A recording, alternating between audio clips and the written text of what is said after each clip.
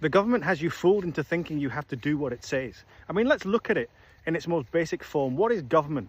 Government is nothing more than a group of men and women sat around a table in the houses of Westminster, and they write things down on pieces of paper and say, this is going to be a new law, and then they sign it, and then they say, this is a new law. Now, the people of the UK, you must obey this new law. But let's put it like this. What about if myself and a group of friends got round a table and we sat down and we wrote down a list of rules and we all signed it and we stood up and said, people of the UK, you now have to obey the rules that we've just made. What would the people say? They'd say, no, fuck off. Who are you?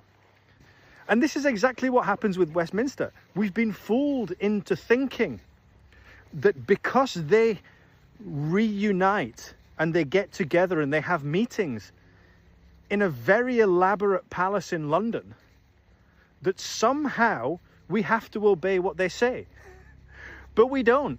You see, democracy is where the people decide, not where the government decides. It's where the people decide. And if the government make a decision that the people don't like, the people can just say no. The problem is we've forgotten that we have the right to say no. So it's time for us to start saying no. Don't you think?